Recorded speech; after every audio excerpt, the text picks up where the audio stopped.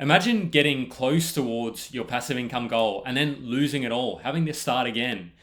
This is one of the sessions with Steve Palise. We've had him on the show a few times from Palise Property, and he's spoken to us about the technical side of property investing.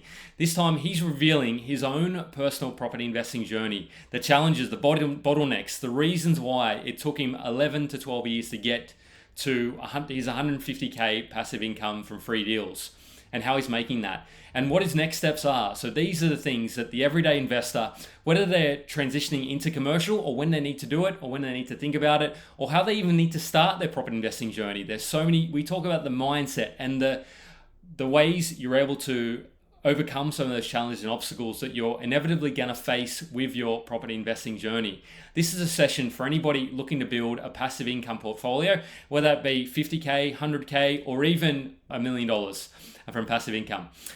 Hey everybody, I'm Jeff Miles, and together with Joe Tucker, we created Australia's largest property investment Facebook community with over 83,000 now, maybe close to 84,000 property investors. We've also created the Level Up Property course, which you can jump on.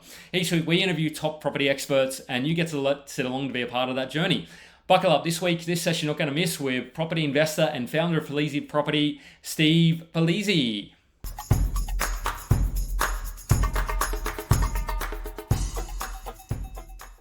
Okay, we are live on Oz Property Investors. We're bringing the big names and we have the big fun. And it's only the fun is all being had today. Steve's in his office. He's feeling chill. He's got the slick back hair. I've just woken up from a little nap. But yeah, Steve, what's happening? How you going? I just got out of the shower with my 2-year-old. That's why I've got the slick back wet hair. So it was either that, the cap, or the backwards cap, or the slick back hair. So you got the slick back hair, Steve, today. Slick back hair, Steve. That's how we roll. So it's going to be a big session because Steve's going to share some of the stuff that I don't know that we've ever asked him before. Because oftentimes he's like, okay, commercial property, sort of financial freedom.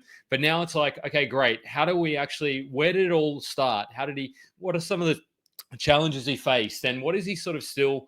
He still sort of is in the weeds to some extent. So he's not necessarily 100% living the dream. Now, correct me if I'm wrong, Steve, but it's a great sort of thing for anybody still going along the way. So, and we're sort of in the twilight of 2025, at least for a lot of work week. And so this is a timely podcast for me. Yeah. The point you touched on there is probably worth chatting about is like the living the dream part. Like I know you were just kind of saying it facetiously, but like that's a pretty deep question.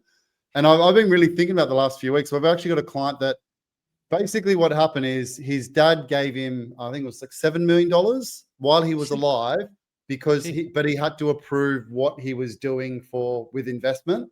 So his rationale was like, as opposed to waiting for him to die and give it, he's like, I'm going to give my son the money, see what he does with it, because it's his money, his choice. So we bought him some really cool commercial properties, and now he's got like an unreal passive income. He's been gallivanting the world for the last like 3-4 months. And I look at his socials and I'm like, man, you're living the dream.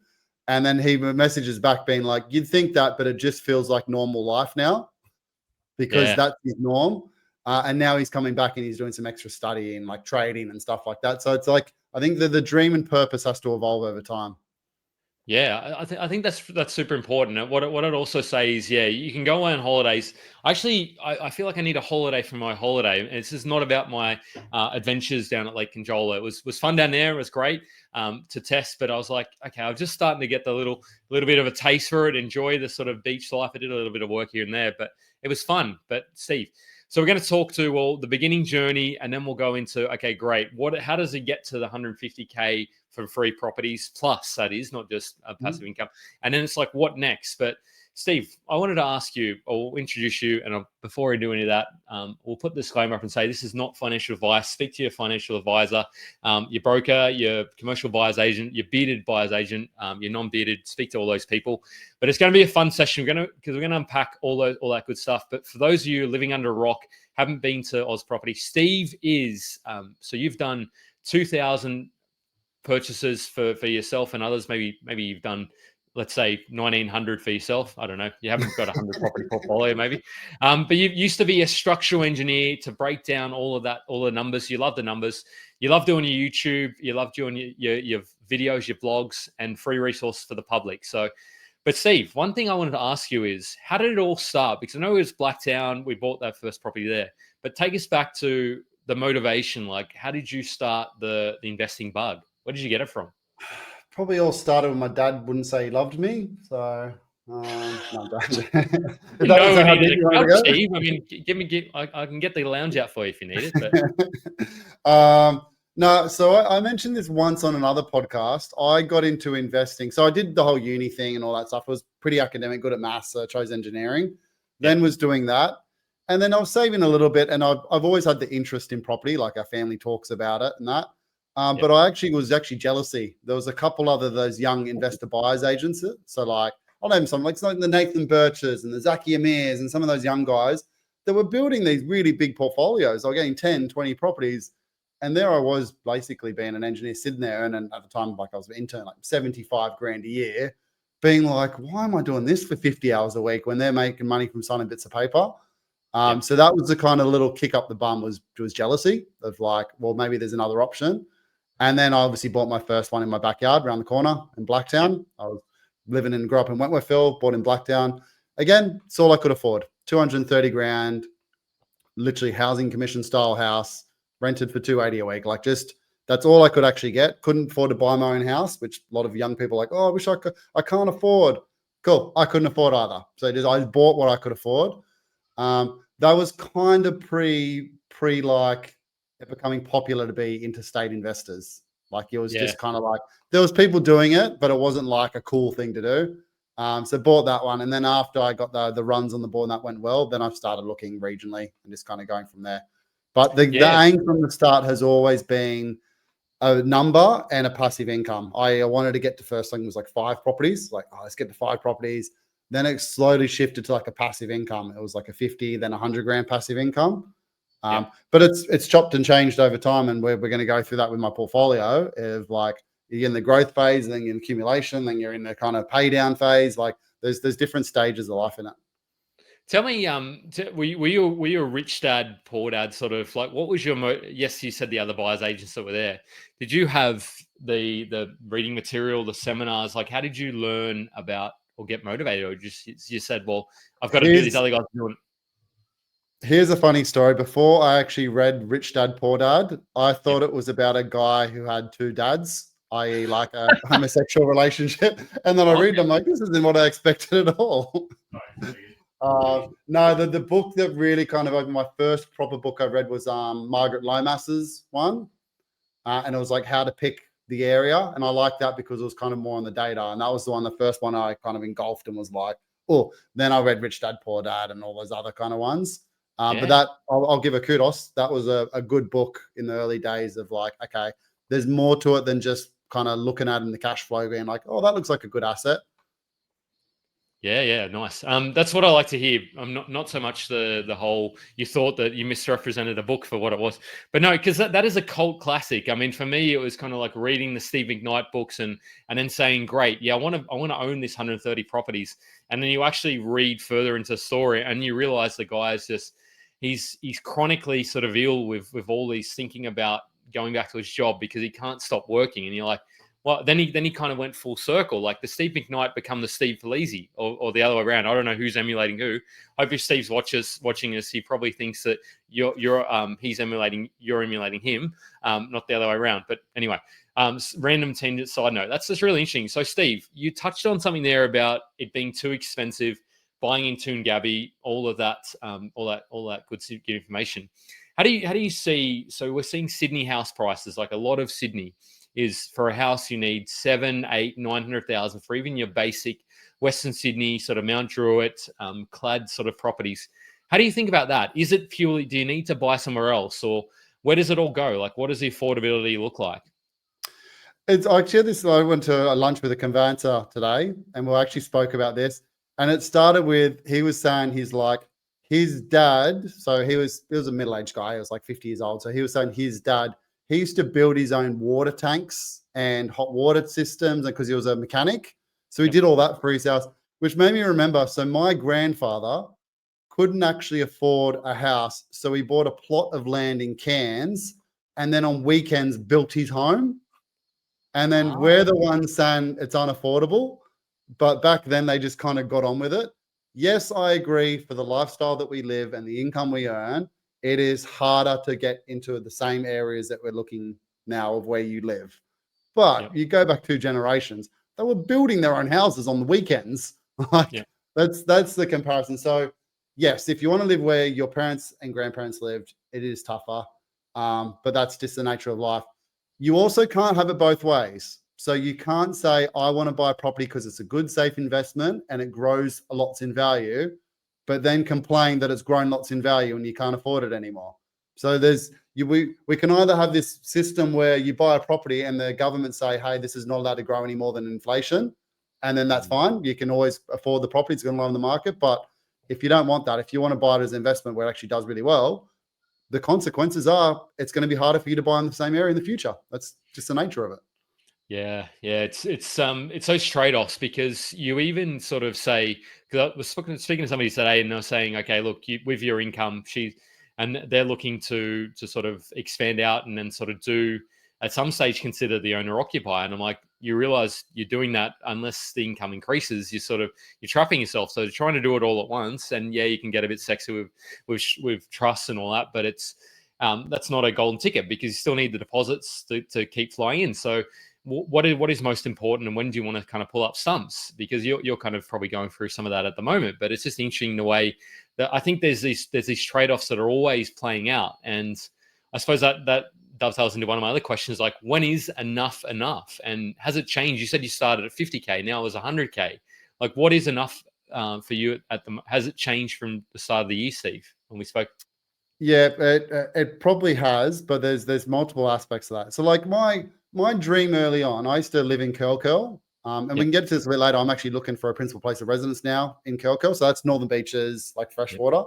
which is a funny moment because when I was an engineer and I was living in a share house there, paying $180 a week, I was like, if I can own an apartment here, 2-bedroom apartment, and get it paid off, I'm done. I'm just going to surf all day, every day, and just enjoy life. Yep. That is very achievable for me right now. I could do that instantly. But then the line just always moves. And I think that's also part of the journey, is like you need to shift the goalposts, because you can't stay stagnant. And like, here's a shorter form version of it.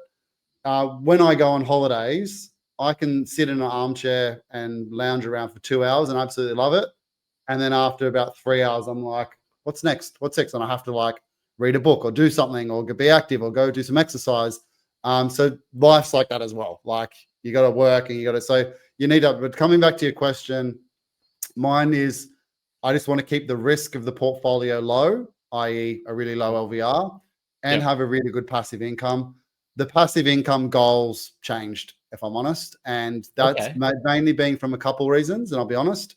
First one is the Resi portfolio did obviously really well, as everyone who's had a large Resi portfolio.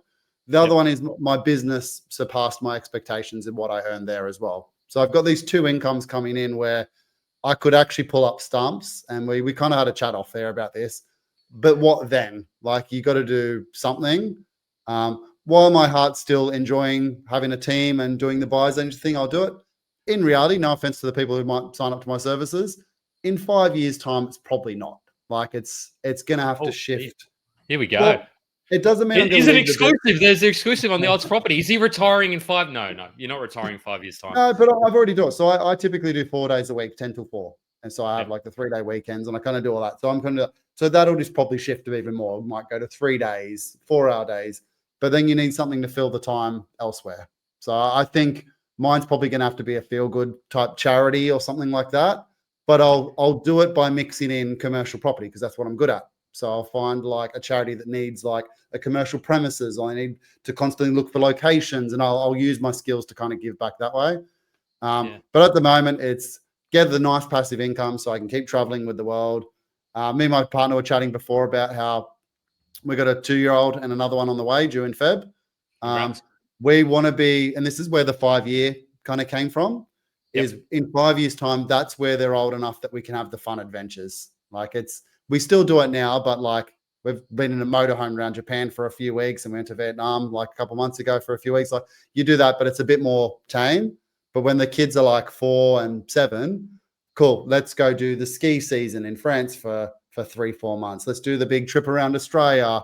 So I'll have like extended holidays that we're actively doing something, if that answers What you. about school though, Steve? I might be asking a little bit selfishly, or maybe we'll chat about this offline because No, I let's don't just think. talk online. Well, I'm no, open. I'm not so much for you, but I'm saying, does the audience really want to hear us talk about how you do that with school and all that sort of stuff? Are you homeschooling your kids? I think it's really important. Up until high school, I've got no issues with doing homeschool.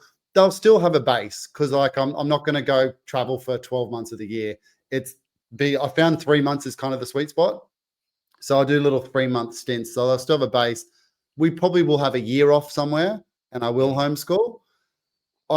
This can sound arrogant. I actually don't foresee it being that big of a task when you've got like a 6-year-old or 7-year-old. Like no, in regards to not in regards to the effort, in regards to the qualifications and knowledge that I need. Like, I feel like if we got to do like, if I get the curriculum, it's like, cool, you got to teach them cutting paper and triangles and counting and multiplication. I can handle that. The high school is a bit of a different one. Unpopular opinion, I actually don't think in 15 years' time schools are going to be anywhere near remote what they are now. And it's going to be tailored to individual kids' needs anyway. So it'll know, like with AI and all that stuff, it'll know what type of learning your kid does well with it, and it'll tailor it to that. So it'll be more of a social and ideas generation place, not here, go learn the quadratic formula, which I still know, never used it. You mean Pythagoras, which is, some old hat. Yeah. Anyway, Steve, for all the teachers out there watching, we love you. Steve's views do not represent Jeff Miles's views about teachers. I think because on that, interestingly, I was listening to a podcast. It's like we're listening to the same sort of stuff. It was on Peter Attia's The Drive, and he was talking about, well, what the future, I guess, and they're talking about the future of education and saying that they're going to tailor it more to the kid and what their interest is. Because if they love baseball, or if they love, I don't know, whatever it is, if they love property, for example, or I don't know, what Dragon Ball Z, whatever thing is trending at the moment, then that'll be the way that they teach you through that learning through different things. And they'll be able to tailor it based on where the strengths and weaknesses are of the kid. So I don't necessarily know you're too far off. Even university, there's kids that haven't even been step foot in university, but have got a university degree because of COVID. They did it from home remotely. Kelly made a good comment on Facebook. She's like, don't worry about it. They'll learn more about traveling, which is actually funny. One of my good mates, he traveled for 2 years around a caravan around Australia in his younger years. And I remember when we got to high school, someone like the teacher would bring up like whales, and he'd quote all these stuff about whales. And you're like, how do you know that? He's like, oh, I went to the whale museum in Narooma and blah, blah, blah. And he talks about all that stuff. And they just get this awesome knowledge. Yeah. Okay. So we promised how this investor made it. So we'll talk through that story and evolve through your journey, because it's not all sort of homeschooling and whale watching at Narooma. But I wanted to ask, this is a great one from Leanne. She said, we have $780K to spend on an investment property. Now that the time has come to actually buy the investment property, we're stuck. Even though we've been researching the market and watching the videos for the past 5 years. Have you been watching the videos, Leanne, for the last 5 years? I hope not, because that would be following Ozprop, Jeff. Just following Ozprop. Well, my heart would break a little bit for you, but now it's all real. We are like, whoa, maybe we need help. What's your advice? How do you think about that, Steve? I've got some views, but what do you think?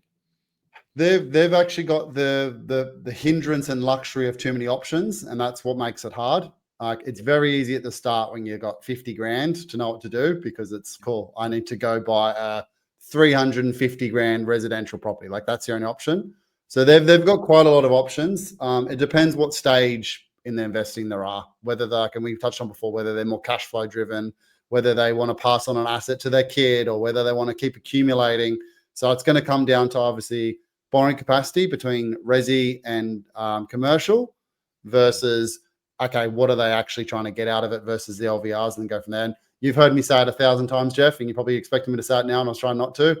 What you're trying to achieve, what time frame, what do you have to work with finance, and then just amalgamate all of those.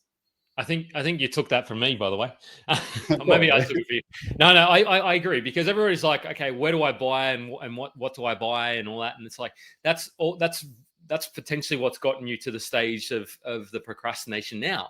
Because if you're trying to pick the next hotspot, which I'm speaking to people, they say regional New South Wales, and sort of looking at some of the growth in there. Regional Victoria, that's on trend. There's all those sort of parts and pockets that people are talking about, and just it's keep building a portfolio for retirement is what she said that Leanne is after. So build it down, even like strip it back even a little bit more, Leanne. Just put a number towards it, or put it like, even if you haven't had the conversation with your broker or whoever it is, like figure out, well, what do you need to do to get there? And then just say, okay, great, this purchase is 600. Where can I buy for 600? As Steve said. And then, okay, next one, maybe the next one you start to limit yourself for the borrowing capacity. So serviceability, maybe that's in a commercial. So it's literally kind of, I know it seems really simple. It seems really crass advice, but I used to be in the same position, Leanne. It took me 3 to 5 years. How long did it take you to buy your first property, Steve, once you start thinking about it? Were you a couple of months? Again, I was talking about it for ages, but I was too young to make it, because at university, I literally had nothing in my bank account. Anything I did, I'm similar to you, traveled lots in my young years. I did like 30 countries. So it was probably a year and a half, 2 years of kind of doing it. But it was, like I said, it was the following the other buyers agents, reading a few books. But again, I still didn't have the guts to buy out of my backyard. I bought in Blacktown because I was like, I know where the train station is. I know the population growth's here. I know what's going on. I know it's cleaning up the area. Like, I know what was going on. That would have been a much harder decision if someone said, oh, Steve, go buy Logan when you're 22 years old. So yeah, I, who's the property guy, still couldn't have the guts to do that interstate investing early on. Yeah. Interestingly, and I sort of, maybe an unpopular opinion or a contrarian opinion, if I'd go a couple of things, Leanne, and Kelly will hopefully love that I'm saying this. Kelly G, she'll say, well, what is the why? Like, why are you doing it? Yes, for retirement, but keep building a portfolio. But what are the reasons you're doing that? Is it because you want to spend time with the kids? Is it the grandkids? Like, what is those? Is it travel? Is it taking the kids a lap around Australia? Once you're connected to that, I think that hopefully the action will come. And also, if the reason you're not buying is because you have too many options, or you're uncomfortable about buying in a state, maybe the location you need to buy in is where you are. If that gets you started, just the momentum, just feeling that you've got it there. I don't necessarily like that information or that advice, but if that's what's holding you back, maybe you just have to bite the bullet and buy the best deal in the location you're currently living in. It depends what age Leanne is. And like you kind of said it, but I said it in a different way. I say, well, what is retirement? Because people most of the time, they refer to retirement just of an age, a point in time of like, oh, I'm 65, that's retirement. Yep. If you love work, that's not retirement. You're going to keep working anyway. If you absolutely hate work, cool, let's try to do something before retirement. And that's where you might go like a commercial or do developments or something like that. So like you said it in the like work out the why. So that's sort of like the defined retirement is, what are you going to do after that? And why do you need the money? And then go from there. But if she knows she's got to take the first step and buy into something. If she's unsure, there's so many people in this group, you can literally post and be like, hey, I'm thinking this suburb. What are your thoughts on it? Give me some stats and data around it. Is it okay? And there'll be lots of people, lots of buyers agents and brokers and that will comment if it's a safer location. And then you can go from there. Yeah. Okay, great. I hope that's so I think that's important for probably not just Leanne, but everybody watching, because I just want to make it a safe space, because it is really intimidating to make that first step, because you're like, how do I know I'm making the right decision? And there's never a sign that's going to confetti that say this is where you should buy and what price you should buy at. That's, if you're waiting for that to happen, anybody, that's not going to happen. The fear doesn't go away, Jeff. I still get scared every time. It normally comes for me when I'm stepping up in value, like when you start buying like a 1 mil, then you start buying a 3 mil. I'm looking at principal place of residence that are more than that at the moment. That I still get the fear of like, is this the right thing? Should I just go back to what I know? Just rinse and repeat. Should I just keep doing the same thing? Go out and buy 800K commercial properties over and over and over again? How when you say the fear, like, how does it feel like deep down inside, Steve? Is it really like anxiety, or is it just like a little bit of a twing in the back of the neck or something that you're like? I'm lucky that I don't have like any mental health or like anxious. I'm not really like an anxious person per se. That I go like paralysis analysis almost kind of thing. Like I'll go to bed and my brain is just ticking over. Oh, like, should I be doing this? What if I do this? What is his option? I just get in like an infinite loop that I just keep thinking, and I find it really hard to shake. Whereas I can either, as soon as I sign it, it goes away. You're like, well, locked in now, get on with it, and you're fine. So mine's just the reanalysis loop that I get stuck in. Yeah, I don't actually. I don't go through a lot of that. I mean, maybe I need to step up to multi-million-dollar purchases. Or I've done a $1 million purchase personally. That didn't feel that uncomfortable for me. So, I mean, maybe I'm just a little wide, a little bit differently. Maybe that's because when you just do it over and over again, it's just muscle memory. Like, and whether it's for myself or helping other people out, I kind of just it's simply the process. Like, have I ticked the box? And if I've ticked the box, then You're great. If I, yeah, Yeah, how do I say this in a polite way that you're not going to take offense to it? You're still in the accumulation phase where the strategy remains somewhat similar. Get yeah, into the next asset, make sure it's not too negatively geared, get the capital growth kind of going to there. Where it will get harder is when you have to make a bigger life decision, i.e., cool, do I have to sell 2 of my properties versus 5 of my properties? Do I go all in on commercial? Do I pay off the family PPOR? Like, yeah, that's where this analysis comes from. And that's I mentioned at the start of the podcast, the luxury of having too many options is actually a hindrance most of the time to most investors. Because I get this all the time with commercial. We get high net worth clients. They're the worst people to deal with. They got like $3 or $4 million cash and they've got a huge budget. They can buy a 10 mil commercial. They're like, yeah. do I buy 10 smaller ones? Do I buy $3 million ones? Do I buy a 10 million one? Do I do a value add project? Do I do 5 residential properties and 2 commercial? And then you go into this infinite loop with them. And it's just like months and months of headache for both of us Yeah. because, again, the luxury of too many choices. Don't be wrong. I definitely have choices, Steve. It's just maybe those choices aren't multi-million-dollar properties though. But okay, let's go back. So you started on your journey. You bought the first property in Wenty, was it Wenty or Blacktown? I thought you lived in Wenty and you bought in Blacktown. Yeah. Yep. Where did you go from there? Like, how did that unpack? So from memory, you go. You tell a story. I think the next one after that was Eagleby in Logan. Okay. So you went from, how did you go? Did you use the buyer's agent for that or did you do it yourself? No, so I actually saw that a buyer's agent was buying there. And then I started researching. And I can see Jeremy Inuazeli's watching, and he actually says it's quite funny. He watches this group to see where other people are buying, and then he researches it himself. I did that. I saw one of the prominent buyer's agents was buying, and it was pretty easy. They post a photo online, and you can see, like, there's that. I'm going to check that image. Oh, yeah, cool. That's where it is. And then I bought there under that. So I think that was the second one. And then third one was 30,000 apartment in Cairns. I got a 1-bedroom apartment for 30 grand. Yep. That was the one I sold my car. I had a souped up Subaru Turbo Liberty at the time and thought it was all right, which cost me about 30 grand, and then found that property and was like, okay, probably time to sell that car and buy that instead. So take timestamp of Steve. So Logan, when did you buy, or I suppose, down in Eagleby, when did you buy Eagleby? 2015, 2016? No. So I started in 2012. So it would have been 2013 or 2014. What? I know you said you saw some buyers agents buying there, but geez, 2013 Logan, you're about 6 or 7 years too early. Like what was it did nothing for 4 or 5 years. But again, this is, you got to remember, like I've been doing this for a long time. Like 2012 was a long time ago. It was like 14, 15 years ago. You didn't have the same act. There was no like suburb finder, hashtag, like there was no data sites you could actually get. You had to like find articles and go on like what was it? I can't remember the name of it. What was API or no, the property forum. Property chat. PC. Property chat. Yeah, you go on property chat. Yeah, then get data at the magazine. So all you really had at the time was anecdotal stuff. So like I did the big ticket things of looked at like the vacancy rate and like what was going on. And I actually flew up there and drove around and had a bit of a look as well. I did the Joe Tucker boots on the ground. But again, no idea. Chalk and cheese to what you do now. Like it was literally back of envelope type stuff. This looks all right. No one, I can tell you now, no one knew what they were doing back then. No one. It's actually wild thinking that was only about 10 or 11 years ago, Steve. Like I often speak to people under the age of 25 now, and I say, do you know what a DVD or DVD player is? They don't know what a DVD player is for start. And then I start bringing out the VCR thing, and they're like, what the fudge is that? I love Jeremy Inuazeli's in the chat. He's mentioned about this Foster. So maybe Foster was maybe my third, and then maybe Cairns was fourth after that. Does he know your property's better than you? Yeah, probably. It's because he does the tax for him every year. Yeah. Jeez. Yeah. Great.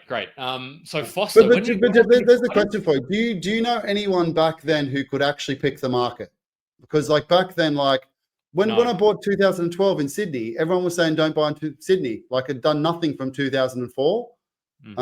So the reason people were buying it was affordability. And then that's the same reason, the only reason people bought in like the Logan area was affordability. They're like, the house was 270 grand. Like it was affordable and the rent covered it. So I'd say the strategy for most of the young, low priced investors back then was cash flow and affordability. So you look at like per week, cool, it pays for itself. Is it a cheap property? And that was the strategy, if I'm honest. How do you think about, because I speak to younger investors, I'll put younger, anybody under 30 I consider as younger. So, and anybody under 40 or 50 is still young, probably. So there's still hope for everyone, and over 50 is still relatively young, to what hopefully you get to. You're But young anyway, Jeff. Like most of the guys you have on this with huge portfolios, the guys with 10, 20, 30, 40, most of them are under 40 and they've only started when they were maybe 25. So even if you're 55 now, you can still end up with a really nice portfolio, big passive income. Your exit strategy might be different because you might need a bit more of the funds. So you might have a bigger sell-off strategy compared to the young people where there's no need to sell off. If they're still enjoying work and they're making money, why would they sell? Whereas they might want to go buy like the big 300 grand caravan and do all that stuff. So like you can definitely still do it. If you got 10 years, I'm not saying you can become 100 properties, but you can still get to your point where you got a good passive income or a multi-million-dollar portfolio. Easily. Well, yeah, pretty, as long as you're not sort of going to Europe and going first class year over year. Like as long as you can sort of rein things in a little bit, or you've got the income. Where I was going with that though is somebody often when I'm jumping on calls with people, it's either it's going to go one of two ways. They're either going to have their sort of their feet sort of, they're going to stick their feet in the ground or whatever it is, like stubborn and say, no, I have to do, this is the way it has to be. I'm going to buy the PPR, I'm going to go and travel, or I've got the car loan, etc. And then there's the other person who's like, nah, actually, I can see that if I make these sacrifices or make these decisions, like moving back with the parents or not having the credit cards, whatever it is, we can do so much more financially. Where did you sit in that? Were you super frugal? Like what did your delayed gratification look like? I've always been super frugal, not by like choice, just because I don't really enjoy anything besides travel and experiences. And then the travel I did, I don't like back when I was a 24-year-old kid and I was traveling like Southeast Asia, South America, I did Africa and did all those ones. I had no inclination of like, oh, I can't wait to go to France and stay in a 5-star hotel and fly business class. I love you're the same. I've seen where you've traveled to and that as well. I love the backpacker vibe. That was my thing. So like that was where all my money went. Outside of that, I had we used to go to the hail damage auctions to buy our cars. So we'd literally go buy a $600 car, bog it up, spray it on the weekend, and that we drive that around. So I've never really liked wearing like a $15 t-shirt now.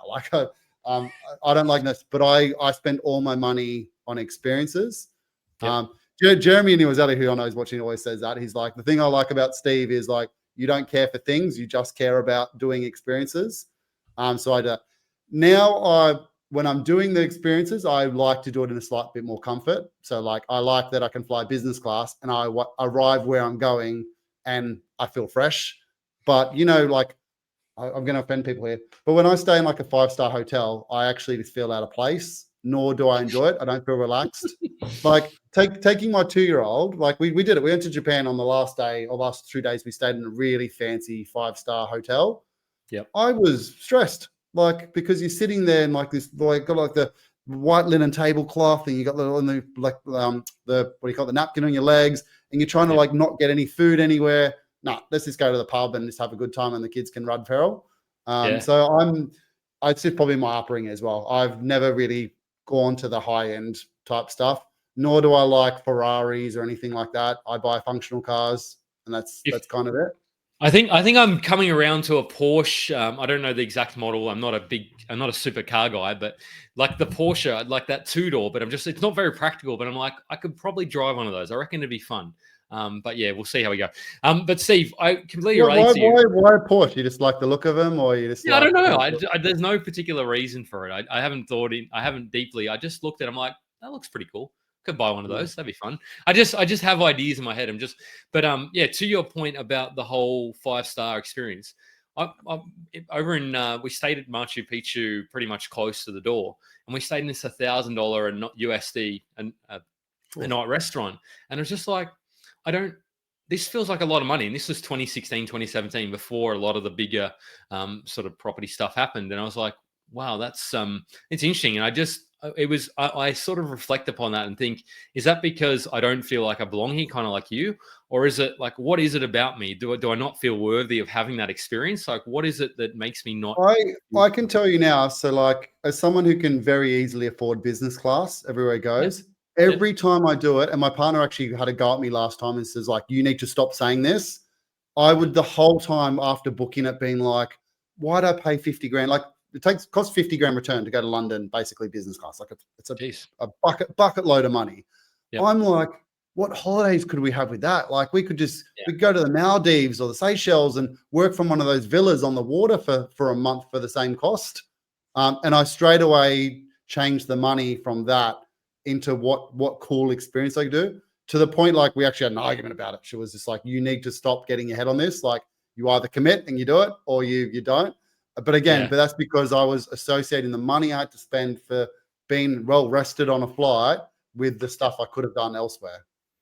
Yeah, interesting. Okay, so you went to your second was in so Eagleby was number 2, number 3 was Foster. Now I know there's some of these that for various reasons you probably can't. I mean, you can share as much. I'll tell you why. So like I bought quite a few properties with my ex-wife. Yeah. And that's probably a point we want to point out as well is people used to look at me and go, "Oh, Steve, you had 9 residential properties. That's awesome." No, I also had 2 incomes for a lot of it as well. Yeah. And then later on, obviously, my income grew as I became a buyer's agent, and it was for another buyer's agency, but my income was kind of quite strong as well. That's how I did it as well. But then there was also some bottlenecks, which we can talk about now if you want as well. Like, let's talk to the bottlenecks. Okay, go on.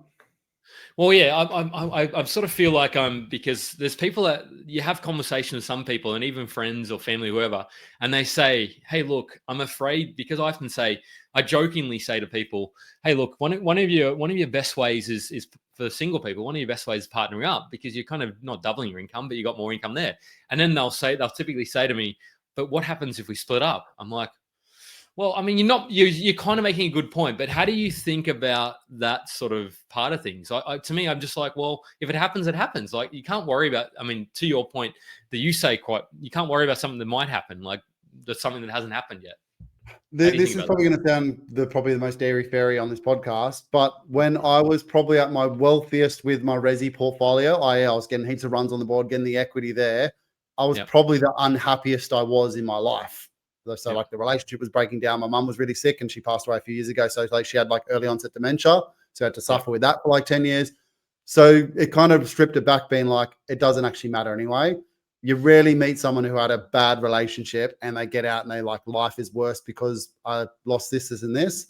It's horrible for some people for a year or two because they've got to rebuild, but then they come back strong. But a point to mention, you said like we're doing it with a partner. You can also do your property investing with a friend. And I know there's like some people are going to say, "Oh, don't do that. That's like a terrible idea." It can sometimes work out really well. I did a podcast episode with one of our clients. He does it with his accountant. So they just together, because they can buy better assets. They do like an apartment complex kind of one. So they buy like regional towns with like 3 or 4 apartments, and they've made millions in the last 3 years just because they've had bigger budgets. But again, they've got the right exit strategy, the right structures in place. The right, like in 3 years' time, if it doesn't work out, they can sell this and this. So there are alternative ways to do it if you're kind of battling at the start. Speaking of alternative ways, because Gurav, he may not, he's got a good group. So you know what Gurav loves. So you know where he's going with this question. Did you ever compare to what returns you could have of other asset classes, or was it simply because you work in the industry? Well, how did you sort of? I don't think it was because you're stuck in the industry. Is it because you understood property? Is that what it was about? Yeah, I just go all in with everything. So I funnily enough, Gaurav, I stayed away from commercial because I thought it was a crooks game. I was just like, oh yeah, the vacancy rates are high, you don't get capital growth, it's too risky, etc., etc. So I was all in on resi, and no, I didn't look at other ones. Except at university, I bought Bitcoin for like $150 and sold it for like $350 and thought I was a genius. So there's a small regret. I actually don't care too much about that because there's no way I would have held it for that long. I would Yeah. have offloaded it when it got to $1,000. There's no way I would have been like, this is going to keep going. But no, I stuck to that was my thing, and I was fanatical about it. Like every night till 2 a.m. researching realestate.com, talking to other investors, going to conferences, like the same thing you and Joe have done as well. Yeah. I actually just didn't have the time to look at other ones. Even now, I still only look at resi and commercial. I don't look at shares. I don't do any of that stuff. It's just tunnel vision. Let's just do what's And working well for me. and I think there's the whole diversification, which is kind of a play on diversification. If you're like maniacally sort of driven and can focus on one thing, I would say that potentially could be your superpower.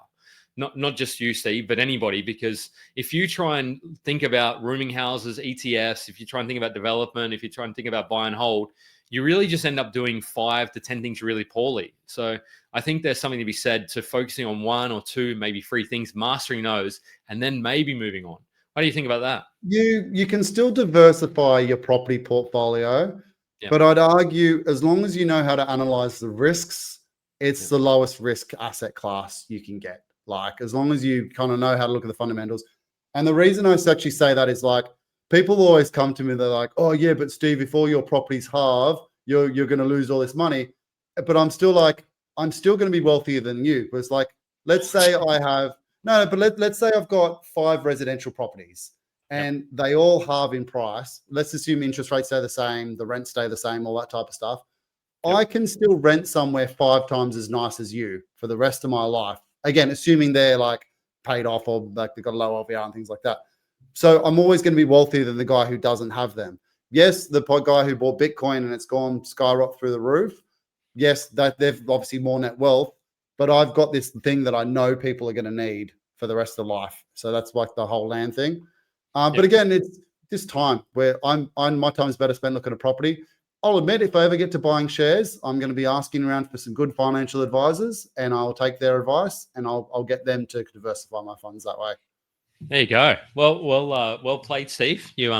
And going back to the block, because there's so many great questions coming through as well, and we will answer as many of them as we can. So keep them coming. Actually, can I touch on something there? So I lie. I do have shares. I even though I buy probably 5 to 10 properties a month in self-managed super funds for people, I don't own any properties in my self-managed super fund because that's my diversification. Because I've gone all in, and I've said this in the past, in property in my real life. That's just going to be cool. It's nice diversified. It's going to move with the market. So I'll keep chipping away at that with the fund. So there's no incentive to me for buy in property, even though theoretically I think I could do better, but it's a nice little side nest egg. There you go. Hey, revealing everything. Oh, not everything, but revealing a lot of things, Steve. So let's go back to the blockers. So, because to me, there's a couple of key things that I see could have stopped you or probably held you back. One is divorce or asset reallocation, if you want to use a euphemism for that. The other one is probably going out and sort of moving from engineering and into buyer's agent, which arguably you could say playing the long game there. But what were those sort of points that stopped you? And then how did you then think about those as well? Yeah. So obviously divorce kills you as well because your serviceability basically goes to half. So you don't have that. Then you've also got the stress of like buying out or whether you sell properties and things like that. So we sold our principal place of residence to kind of make do. And then I was really struggling. I literally had $0 in my bank account. Even on paper, I was wealthy. I literally had zero, like to the point I moved back in with dad and got him to kind of look after me for a little bit. Which is funny because when I started this is probably a bit of a side talk. When I started my buyer's agency, I didn't have like this huge amounts of money that I was kind of going off. I was probably like, in terms of like cash flow in my portfolio, not that great. Even though I had the good equity and like it was enough. But I was the happiest I've ever was. So like there's that aspect to it. So the first one's divorce. Getting through that is really tough. Then rebuilding. You kind of said it a bit lightly when I'm moving to a different job. I didn't actually ever foresee that I'd be making more money in buyer's agency. I was doing it just because, well, I didn't know because when I did it before it was cool, Jeff. Before there was the Buyer's Agent Institute and all that type of stuff and 1,000 bloody buyer's agent. There was only like a handful of kind of good ones that have been around for a while. Yep. I generally thought I'd earn less. Like I knew in engineering I could earn 200 to 250 when I got to the top. A Yep. little bit more if you become CEO and all that type of stuff, but that wasn't for me. Pfizer, I left for a job for 50 grand a year. And I was like, if I can get this to 100, that's a good outcome. So I thought for my life, I was going to earn less. But the advantage in my head was I'm going to make better investing decisions, which will mean I make more from the investments. And funny enough, at the time, because it was a softer market, when was it? It was 16 or 17, was it? 2017. Yeah, Yeah, around the 2017. 2017 election, where Bill Shorten was talking about the negative gearing situation, which was, and maybe it was just a market cycle, but maybe also And government. this was an argument I used to make in my head, was because like you could actually buy back then genuine off markets that were below market value. So you could go buy a house in like Logan for 300 and it was worth 340, 350 if you really tried. So in my head, I was like, okay, I might earn 100 grand a year, but if I can buy one or two of those suckers every year, I'm going to match my engineering salary. But I never thought I was going to get like a really good income like from that. So that was the bottleneck I need to be conscious of, which is why I started buying the real high cash flow properties, and everything had to look after itself and wash its own face. The real conundrum came from two aspects. First one, interest rates started going up. My passive income basically evaporated pretty quickly. Yeah, they went to about 7% roughly around that. Correct me if I'm wrong, around that 2017 or maybe a little bit. Yeah, and then they dipped about 2018 to around about 5% roughly. Yeah. So that kind of threw a little bit of a spanner in the works of like, okay, I need to either earn some more income or get some more passive income properties. Then the other spanner in the works was when I was at Rethink Investing, we started buying commercial properties. And like everyone else I mentioned, I thought, this is a mug's game, like the only high net worth.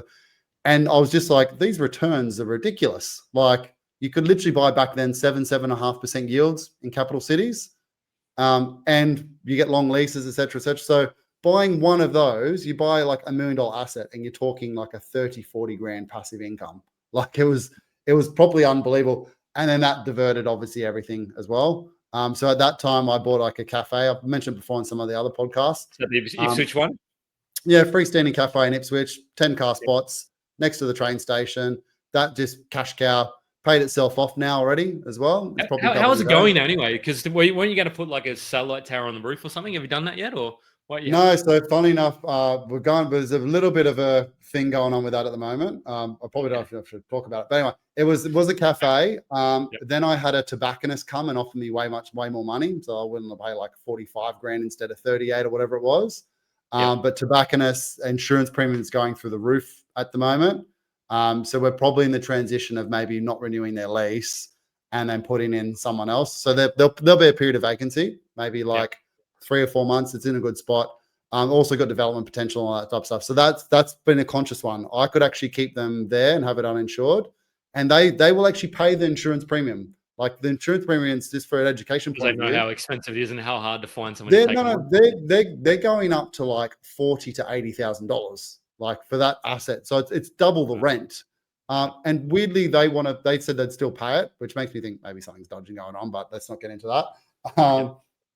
But we're going to change that into a better asset, and then I'll look at maybe like rebuilding or turn into resi, or it's across from a hospital, like so maybe do something medical. Like there's those options there, but that's part of the journey. But the coming back to the main point was learning commercial just threw an absolute spanner in the works, because I was like, well, I can get these assets literally give me 3 times the income. I was doing the whole resi thing to get a passive income, so why not do this accelerator method? And then that obviously changed the strategy as well.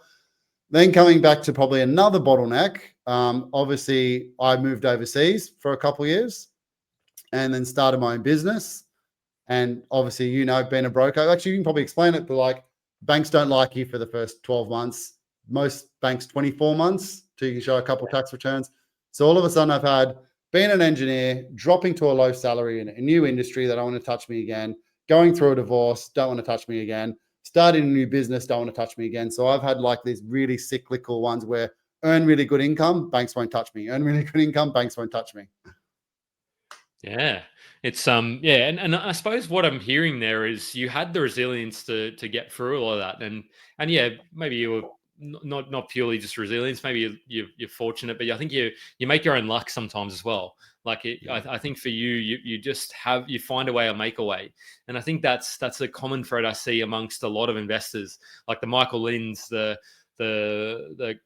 Carlson Bolts, I'm trying to think, even we had Marcheska Wild on a couple of months ago. It's sort of coming to Australia and having that sort of, or so even starting in Australia and not coming with a silver spoon. It's kind of, there's that common thread. If you have the opportunity to make it happen, or if you can find the way, the path will eventually appear, and that's what happened to you. There's been so many questions. I want to kind of not streamline, but I want to understand how you actually got to this 150K passive income with 3 properties. So we'll sort of talk through. So I want the kind of dot points. So I'll go to the first ad and then we'll come back and we'll talk to that briefly, start to answer some questions. I want to understand what's next, because you've got the potential PPR on the line as well. So it's all happening, Steve. There's plenty more to come. So stay tuned, everyone. Let's do it.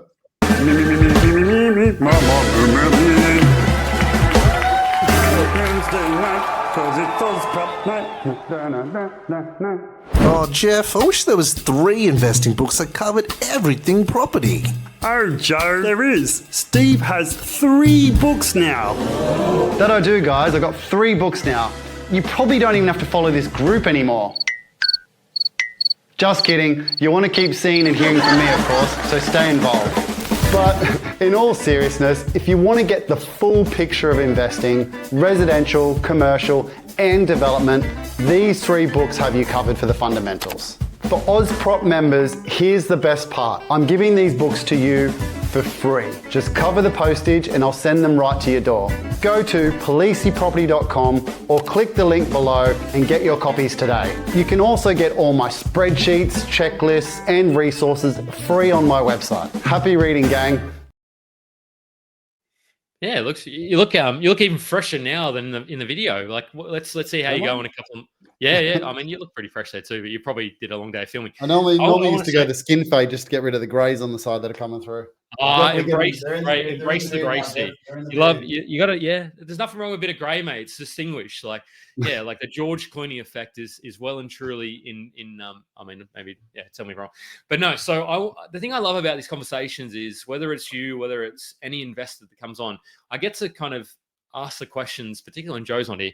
Maybe I could do more of these solo sessions. No, please come back, Joe. But no. So tell us, how did you kind of then start to think? Okay, great. How did you get from, you had the 9 properties, you had the reallocation, divorce, you had businesses, you had everything under the sun coming at you. How did you then go to having the passive income from the properties? Was it selling them up, and what did you get that realization? Good question, actually. So obviously sold the resi portfolio, most of it. Behind closed doors, there's like, I've still got a couple of them. And then my fiance Lisa has a couple properties as well. So like, it sounds good for the click headlines of like, sold his whole residential portfolio. No, we've still got like 4 properties kind of sitting there, 1 in the UK. So we've still got like a little bit of a base.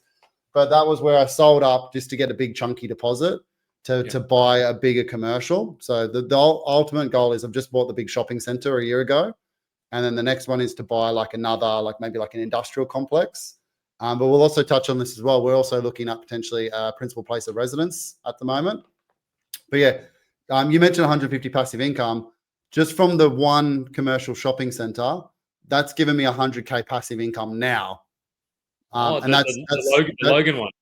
Yep, the Logan one. So it's in Regent's Park. That's got a 50% debt. However, because business is going all right and I'm making a profitable kind of business, I'm just putting that back into the debt theoretically. So in about 7 years, that's going to be completely debt free and give me, even at today's rent, I get around 240 grand rent. Hopefully I get increases over the next 7 years, but in today's dollars, close to $250,000 passive income, unencumbered, 8 tenants. So if I lose one, who cares? The 250 drops to 190 kind of thing.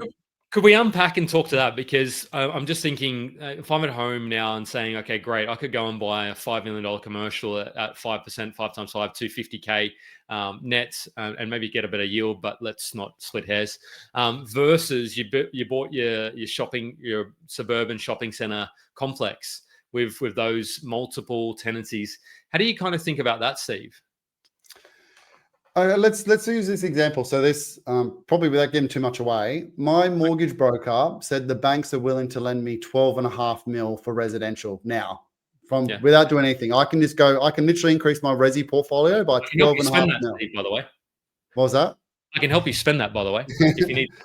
No, but that actually scares me more. I could go buy residential, and as you know now, like it's pretty much near impossible to get a positively geared residential asset.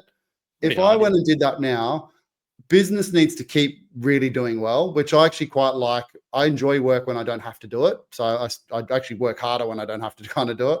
So if I did that and interest rates went up 1 or 2%, then I'm really stressed. Then we mentioned before about spending 50 grand for business class and traveling 4 months of the year like I do now. That becomes a scary thing as well. Like every time I go to Europe, like that will cost me literally with flights and that $80,000 for 2 months there. That becomes scary to lose that. So the positive of that though, if I can manage it and I held those assets and in 10 years time, the portfolio doubled, I'm going to be 12.5 mil richer than I am now. Yep. Whereas I've gone the really low risk conservative one of buy these assets. And I say on socials, I'm going to buy 2 of these things because the first one going to give me 250 and I'll buy another one that give me another 250.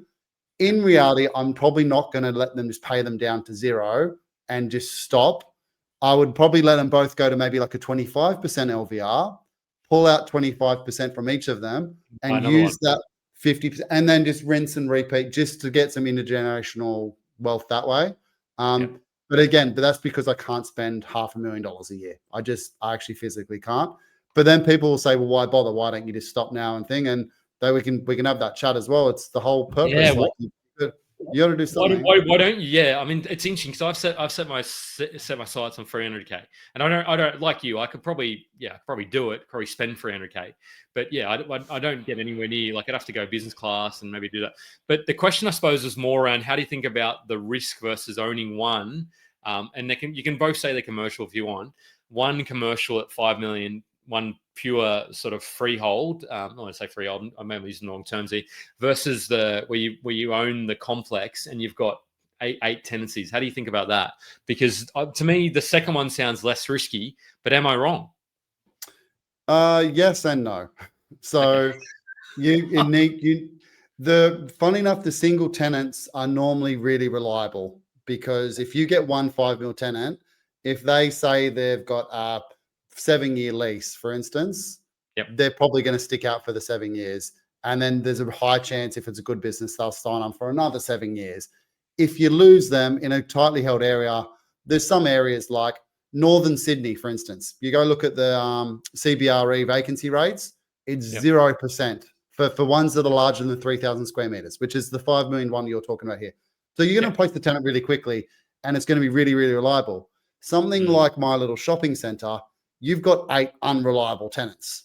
So I can tell you that when people say commercial's passive, it's not passive. I'm getting almost an email every week from the property manager.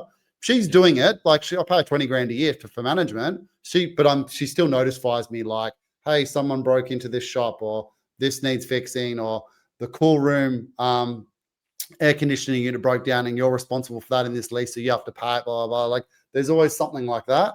Like people have dumped the charity bins. They used to have a charity bin there. They kept dumping in front of it. So we had to get rid of that. So there's a lot more headaches there. Also, way more likelihood the tenants slip behind on rent and then you start issuing breaches and all that stuff. Whereas the big one, it doesn't really happen. A massive tenant like that typically just pays on time. So there's less risk in regards to individual. Like if I lose one, I've still got 7/8 of the rent coming in, but more headaches and volatility with it along the way versus the big one. There's no right answer. Like you get like, I don't know, I really like pet barns, for instance. Like if you go to a pet barn, it's a really busy area and it's on a main road, like cool, you're probably gonna have that tenant for 20 years. So is that lower risk or high risk? There's more versatility, I'd say, in something like that because you can fit it out as a showroom, you can do mezzanine floors and all that type of stuff. So it just depends. That deal just came along my desk at the right time and I was kind of casually looking and I just liked the area. I also knew the area really, really well because I've purchased probably around 300 properties in the Logan Council. So I knew all the background data, what type of suburb it was. So it was much easier to make that decision than buying in a new area for me. Yeah, fair enough. Fair enough. So I'm going to throw some questions from Kelly because she's asked. I don't know if she's saying this tongue in cheek or she's actually serious. How much cash do I need to throw throw to you? You're going to literally throw him the cash, Kelly, or to return 150K per year passive, immediate time frame. And then she's also followed up, not just to make things easy. I'm curious how financial independent retire early calculations look versus commercial property. What's the shopping center value returning 100K at 50% LVR? So I think the question is, what value does the shopping center need to be at? All right, let's. Do you want me to share my screen? Do you want to show? Yeah, how about I show the numbers? well, yeah, and All right, yeah. cool. I do want to know what's next, Steve. I mean, you've kind of told us that you might be buying. She's deadly serious. Okay, but Kelly, you've got. Okay. Well, whilst we're going to that, keep throwing the questions because we will get to as many as we can because you got it. I was going to share screen. Then we're going to should have played level up. So. Let's go this one. I think it's going to work.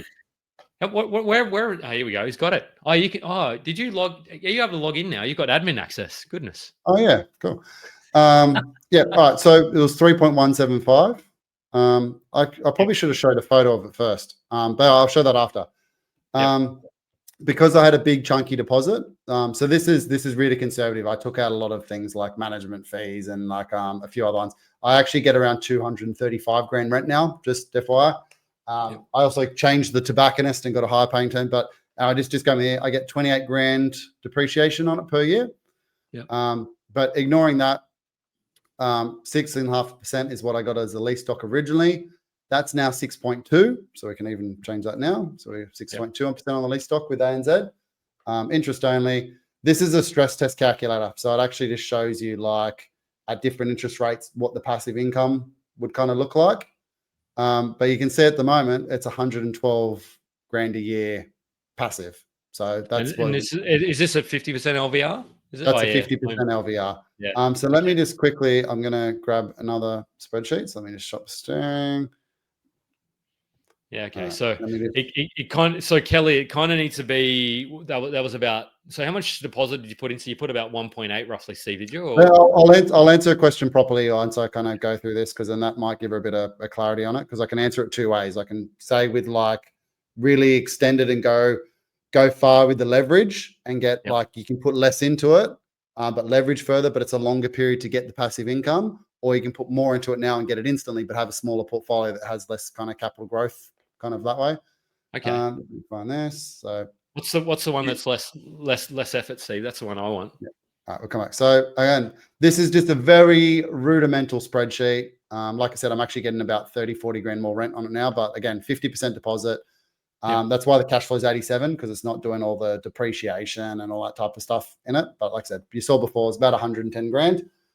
Just chucking that back into the 1.5 mil debt, rinse and repeat. Cash flow goes up because you've got less debt, so less interest repayments, and then you just keep chipping away. So you can see here at the end of 7 years, debt-free. Sorry, 8 years on this one, but the calculations now it's about 7 years, and then you've got a 245 grand unencumbered passive income rest of your life from the assets with 8 different tenants. Yeah, so I can see the number there, Steve. So the total acquisition cost was about 1.7 roughly. Yeah. So let me just come back so I can see again. So what was the question? So she wanted, was it 140? 150. 150. All right. So we'll break it down. So like if you buy unencumbered cash purchase, obviously if you got like a 6% net yield, you're going to need, what's that? 2.5 mil. Yep. Unencumbered debt to get there. 2.5 times 6 times. I'm just doing 6 times 120 times 2. Yeah. 6 times 2 is 6 times 2 is 120. 6 times. So my maths is right, I think. So right. 2.5 mil unencumbered, which is a lot to kind of get that. Whereas you've seen with my strategy, as opposed to putting like 2.5 mil into it, if you just do a slight delayed gratification method, you'll have a less passive income now. But if you use that passive income to pay off in 7-8 years time, you can literally double it. So like And if that keeps going, so I could have theoretically got a 70% loan on this, and then the pay down horizon becomes around 13, 14 years. Yeah. So that extends it out. But then, like you've said, you put less money in it. So your actual ROI long term ends up being more. So it's just working out what, to be honest, you got to work out what you've got anyway. And then the way I kind of look at it is I go to my mortgage broker and I say, what's my maximum capacity? Yeah. And then strip back about what you actually want there. I get this really cool comfort level that knowing that interest rates have to go to 13% plus before I'm actually financially stressed about it. And that gives me comfort. Yeah, it's and the other thing, because it's unlikely that, yes, Kelly, you may 150K is nice, that makes sense, but we're older than you, and you're not that much older, Kelly. You're still very young. What I was going to say is, give me a buzz, Kelly. We'll go through your numbers properly. There you go. Steve's offering live coaching on maybe only just for Kelly. But what I was going to say is, you don't necessarily need to get similarly, thing, if you're buying at 50% LVR or 60%, if you're getting 70, 80K passive income from that asset, you can sort of hand your resignation in. I'm not saying people do that, but you can then sort of say, okay, great. What do I actually really enjoy doing? What am I passionate about? Is it money coaching, or is it mortgage broking, or whatever it is? I can't think of any underwater basket weaving. Can you make 20 or 30K from that? Because you can then sort of start to just do it at your own pace. And I think you find you probably make 40, 50K without too much effort. Maybe not straight away. But how do you think about that, Steve?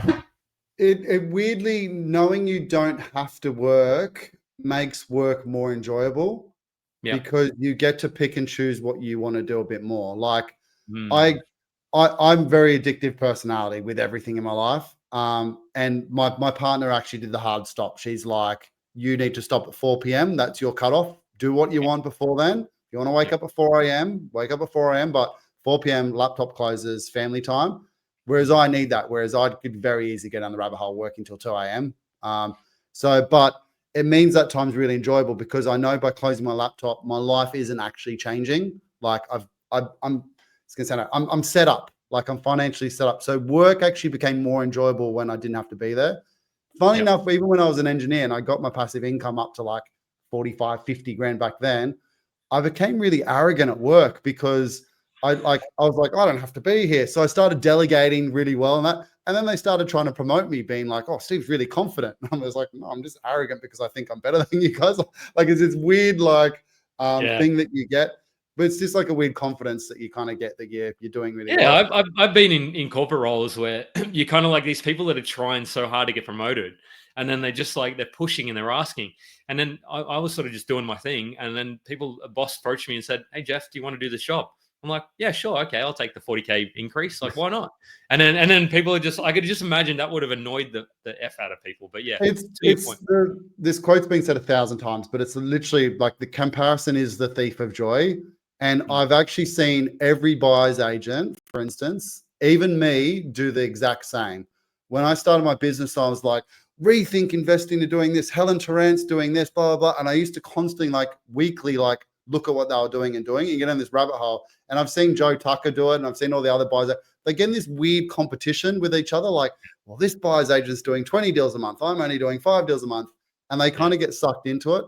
But they're miserable half the time. Like, you don't know if they're happy, sad, whatever they want. So as soon as you actually stop that, I've actually blocked most buyer's agents now, because it just stops me from comparing to them. Like, pretty much, I only talk to 2 of them now, and that's in private messages, but I don't actually follow their page. So that's my stop, because again, competitive, addictive personality. I needed the hard stops. Also, why I don't drink anymore, Jeff, because I needed a hard stop I couldn't just do a rule of let's half-ass this. So hard stop. Yeah, nice. Okay, well, there's so many questions, and we'll talk about what you're doing next. We'll go through to the 80-minute ad coming up. But stay tuned, because Steve might throw us a bone for a discount because Joe's not on, so we can make these decisions. But yeah, we'll be back very soon. Everywhere you look, someone else is making money in property except for you. Your mate, he just bought a house. It's already gone up $100,000. There's some bloke on Facebook, he's bragging about pulling in a 7% rental yield. Meanwhile, you're stuck scrolling real estate and domain, confused as hell, and having no idea about where to start. Or maybe you're that mate that's got $100,000 in equity. You have a few properties under your belt, but you feel stuck. You're unsure about how to scale without over leveraging and not knowing what the next right move is. So why does it feel like everyone else has some kind of secret that you're missing out on? It's because they do.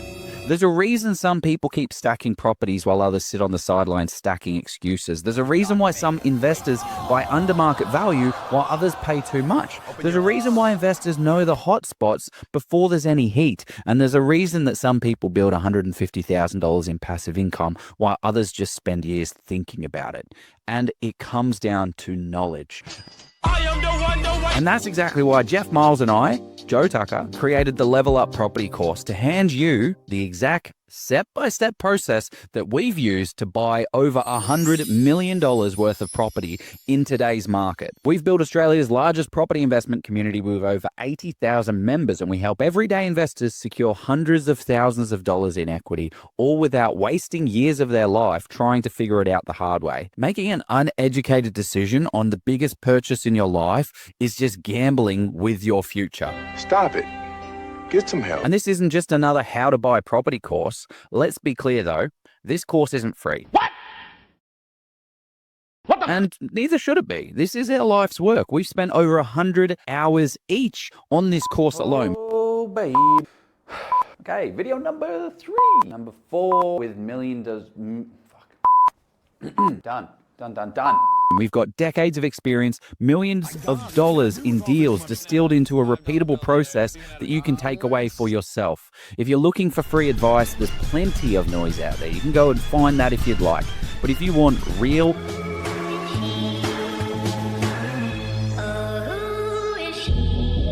actionable, step-by-step guided process that works in today's market, then this investment is going to change everything for you. By the time that you finish this course, you will have full confidence. You'll have every tool that you need to build an amazing portfolio if you act on it, right?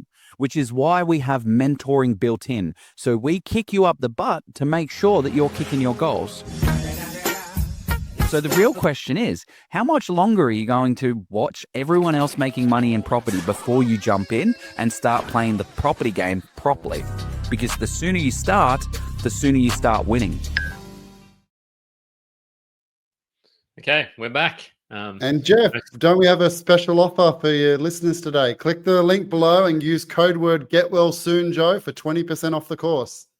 Oh yeah, you could do that. If you want. Still there from last week. Easy to annoy Jeff and Joe. You don't have to annoy me. Just annoy Joe. But no.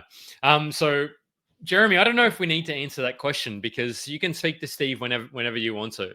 No, I'm happy to answer it. That's fine. Okay, all right. Well, we'll throw that one first, and I've loaded up a lot of the other questions as well. If you don't feel like we've asked those tougher questions, you don't feel like we've actually covered enough, Steve, I almost feel like we need a part 2 because we just went down too many tangents. We're doing it again now. I am. So Jeremy's asked, where the best area to buy at the moment that's showing strong fundamentals? Are we talking commercial or resi? Yeah, let's go commercial. I imagine that's what he's talking about. Yep.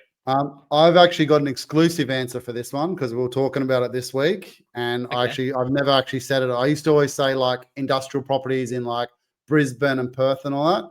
Yep. We're having a good hard look at Melbourne at the moment for industrial now because you're about 9 months too late though, Steve. Like 12 no, months. people for commercial, it wasn't quite right 6 months ago. Okay. You're actually getting better bang for buck now in commercial than you are in Perth. So it used to be kind of the other way around, like, I can get a 6% in Perth. Perth's coming down, it's getting real sharp, like 5 to 5.5%. I can get a 5% in Melbourne now with a bigger asset. So when I start comparing like 5% in Melbourne to 5.3% in Perth, and I start looking at more of a suburban area with a bigger, more versatile asset, it's making a lot of sense. It's just hard to get like due diligence clauses down there and things like that. So it's a bit harder for us to crack the market. But we're really fine. We've actually got 2 acquisition staff hired now that's just smashing agents there. But yeah, Melbourne's worth a commercial industrial look at the moment as well. The Melbourne property markets, particularly, or the real estate agents in resi, maybe it's the same in commercial. Often the sounds of it, they're very savvy down there. Like you in residential, it's because they have the Pesson building for resi. It's where it's structural in the standard You can only crash it if it's structural. And if you try and change it, the real estate agent will 100% pick that up. Like, there's no way you're probably sneaking that one through. So it's where you need to be. Is that kind of a similar case with Melbourne agents? They just know that what they're sitting on there. It's just different cultures from agents. And the same thing happens in Sydney. It's very hard to get like due diligence clauses on properties in Sydney. Like we do because we've got relationships, but it's like similar to like residential. They make, we were talking about this beforehand. They'll make you sign 66 Ws on higher end properties and stuff like that. So there's all that type of thing there. It's just tough to actually crack the market with anything. But one of the points I wanted to touch on was commercial typically follows resi by 6 to 12 months, which is probably what we're seeing now. Like heaps of the resi markets have kind of been moving down there. We saw that with Perth, and that's probably why Perth has had its peak kind of in the last 12 months, whereas the 2 years prior to that was doing well. Same thing for Brisbane. Brisbane was 2 years ago, where it had its peak 3 years before that. And that's where part of the misconception comes from, that commercials don't grow, is because they actually do sometimes happen a little bit out of sync. But any obviously firing resi market is going to service the industrial and retail market, which obviously props it up as well. Apparently, though, Steve, properties in a couple of months are going up $200,000 in Perth. So apparently Perth's not dead yet. I saw that and they said it's gone from 500 to 700. I was like, where are you buying for 500 standalone house in Perth? Like, I mean, you probably buy it, pick up a couple. I've got a bit of a different opinion on this, Jeff, which I've kind of think was, I used to be the person that says, well, how far does it have to go? And I was like, and similar to what you're alluding to, I was like, if it's doubled in value in the last 7 to 10 years, it's not going to, I know you say this all the time on sales calls, it's not going to double again in the next 5 years. I've actually retracted that statement now. And I actually say that has actually nothing to do with it. Just because we haven't seen markets double in 5 years, or so they say, sorry, double twice in a 10-year period before, doesn't actually mean it's not going to happen now. If demand far outstrips supply, it will keep growing. It has to keep growing. But normally what happens is like the developers jump on board and then they build and they oversupply the market and they do all that type of stuff. But they haven't been doing that because the developments aren't profitable at the moment. So I actually don't actually think anymore we should be saying, well, it's already grown by 40%. It can't grow anymore. No, I actually think there's some markets that might actually more than double in value in the next 10 years. I mean, I definitely didn't ever say that, and I probably won't ever will. Our good old mate May, you know who we're talking about, but May say that. But yeah, I'm not like criticizing him. I used to do that when I was selling my residential portfolio. I looked at the properties. I was looking at the properties that had doubled in price, being like, well, that's done its job. Let's get rid of that one. Whereas in hindsight, I should have been like, well, let's go back to the fundamentals because maybe it might actually grow another 50%. But I admittedly was one of those hard and firm rules of like, it's doubled, it's done its job, it's not going to double again in the next. You're an engineer at heart, Steve. I don't think it will. Well, you can take the man out of the engineer, but you can't take man. Take the nut out of the bolt. So here we go. This is one that we sort of said, Steve, if you would go back to your property knowing what you know now, would you have transitioned to commercial property earlier instead of acquiring more residential? Furthermore, let me read what the person said. Probably just start answering that, and I'll figure out if it's relevant. Furthermore, let's see. Would you say that there's an ideal asset-based timing to transition to commercial? Probably, and that's from Jeff McIntyre. Oh, there's some couple of good. I met Jeff at the Oz Property Insights as well. Great bloke. Yeah. All right, so I'll answer twofold. So the first one obviously was with me. I've had a very volatile kind of last 10 years with, like we mentioned before, the divorce and changing jobs and things like that. I should have changed to commercial a little bit sooner. Main reason is once my portfolio got below a 70% loan to value ratio, I should have stopped buying any residential properties because obviously the value of residential is getting the higher LVR, the 89, 90%. So when I became a low risk investor and had it, and part of that was like self-preservation as well, because obviously like going through divorces and things like that, you're not obviously going to buy another asset when you don't know what the outcome is going to be. And full disclosure, my divorce took around 4.5 years. Like it wasn't like a short kind of one. So there was a big period there. But to answer the question, I think you should change to commercial when you've got a lower LVR. Or this is going to answer the second question. If you're diverting your strategy to more of a passive income or there's an actual goal to it. But that doesn't necessarily. I got asked today on a podcast about like, well, how many residential should you buy before you buy a commercial? And that works well in theory. So like, let's explain it with a bit of like a bell curve. If I have a bell curve, the middle portion of the bell curve is like 80% of investors where they've got more servicing at the start, so they can buy residential properties on 80, 90% loans, and they accumulate there. And then they transfer to commercial when they've built some equity, they don't have any servicing, then they buy commercial on like a lease stock loan. Like that's the typical one. Yeah. However, I get quite often a lot of clients on the lower end income earning kind of spectrum, but they get like an inheritance. So they get like $1 million inheritance from a family member that's passed away or whatever it may be, but they don't have any servicing. They're both on 50 grand salaries. So they have $1 million. They can only buy a $350 million, a $350,000 residential asset. So why are we doing that? So we actually go commercial for them way early on, even though they're low income earners. Then we've got the opposite end of the spectrum where a really, really high income earner that's going to keep earning high income doesn't need the passive income. So they actually just want to keep accumulating, leveraging, get the negative gearing to reduce their income. So they're doing the opposite then. Yeah, that's right. So again, I don't want to say it again, like what you're trying to achieve, what time frame. So it's always personal circumstances. But to answer that question, yes, the bell curve is build the large asset base and then transfer when you need to go to commercial, either because of leveraging and servicing or because of your personal income goal here. Can I just simplify that and say start to transition when you really start to hate your job? Now, obviously, I'm saying that tongue in cheek, but to me, there's a little bit more beyond that, because life, like we see people pass away at sort of 30 to 40 to 50 fairly regularly, unfortunately. Now, whether that's just because it's more publicized or for whatever reason that's starting to happen or does happen and has always happened probably. But tomorrows aren't guaranteed. So if you're really disliking what you're doing, like not saying tomorrow, go in and give your boss or give your clients that if you run a business, the middle finger. Maybe really, if it's happening repetitively, maybe that's a time to question, well, what is this? What is it that's causing this in me? And if the answer is, well, it's the vocation that I'm doing, then maybe I need to re-question, and maybe that's an opportunity to start to transition across to a higher cash flow asset. I'm glad that you said high cash flow asset, because I know I'm the commercial guy, but you can still do strategies like this with residential. So full disclosure again, one of my residential properties in Brisbane, it's got granny flat potential, and that's why I haven't actually sold it. I've kept it. I can build a granny flat on the back for around 230 grand. Like that'll give me a nice, good quality one. It rents for $500 a week in that area, granny flat. Maybe so more. I can actually get a really good, nice passive income kind of just from that.